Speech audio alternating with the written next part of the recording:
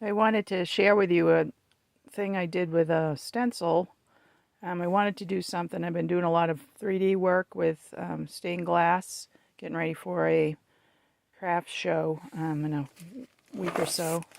And I just wanted to paint while I was having coffee on the front step. So I just found a blank page in my sketchbook, and I have this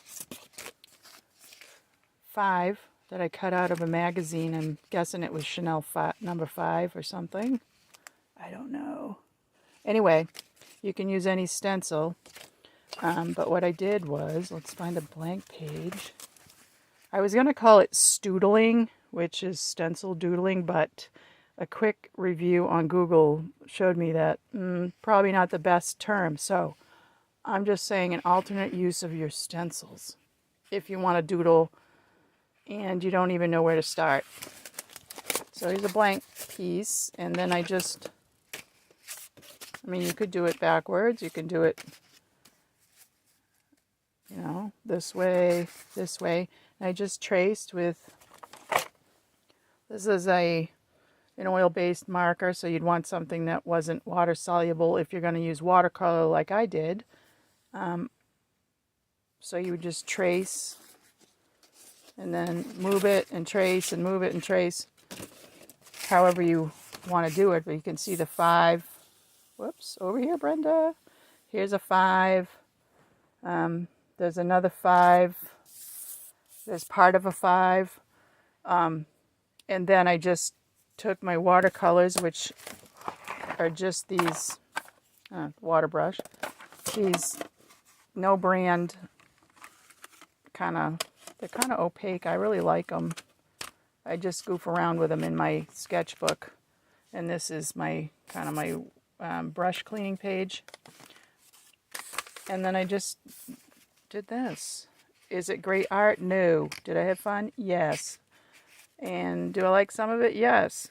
And so now I've got this, and I can, if I don't want to do anything else, I can just use Posca and go over things and make little other marks. Excuse me.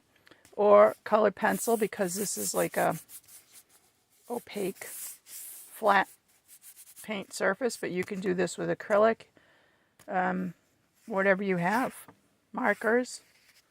It just takes it takes away the blank page, and then it takes away the stress. You've already got shapes like this over here. Not that. This, I just drew all the lines and then used, I think these were watercolor kind of markers, and then I used some other stuff on top of it. But I had to draw. I drew the design and stuff, and that's fine. Same here. But I wasn't even that ambitious that day, because I was just, I don't know, it was hot, and it was gonna be hot, and I was kind of tired. Looking to see if there's any other. See, this is one I drew. This one I just used circles. I know this is like old news, but it's just a friendly reminder. Everything doesn't have to be fabulous. Let's see, did I do any others? No, let's see. What is that? Unknown. So, looking. See, this is another one I've drawn, but I haven't done anything with. But sometimes I'm just not that ambitious. This is just watercolor and gold watercolor. So, watercolor. Just get your stuff out and make a start. Let me see if I can find another stencil that might be interesting, and I'll come back.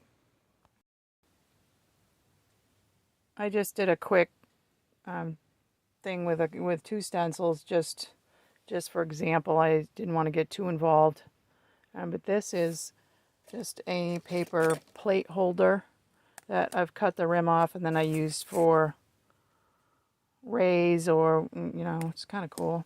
I've used it on the jelly plate. So I did some of the sections there, and then I traced the 5 backwards. And I'll add more, but I just wanted to show you, you can just use ordinary things if you don't have stencils. Just, you could trace around something round, something square. Just give yourself something to start with and see where it goes, and you'll be surprised, and you'll probably like it. So I hope you found that inspiring in some way. Again, it's probably old news to many people, but sometimes we just need a reminder that it doesn't always have to be, you know, that involved. And you need to use your creativity, because it makes more creativity. Just, yeah, I'm talking to myself right now. Anyway, also, all of my sketchbooks that have spirals, I got a pack of book rings. I think these are 1.5 inch or 1 inch. I can't tell. I didn't know how big I should get. These are a little big, but that's what I got. And now the books lay flat, and then if I want to take a page out, I can just click. I'm glad I did it. Sometimes I don't like to alter things in a way that I feel like, you know, whoever made it, like they made it that way and it should be good enough for me. But I'm trying to get over that and just make it work for me.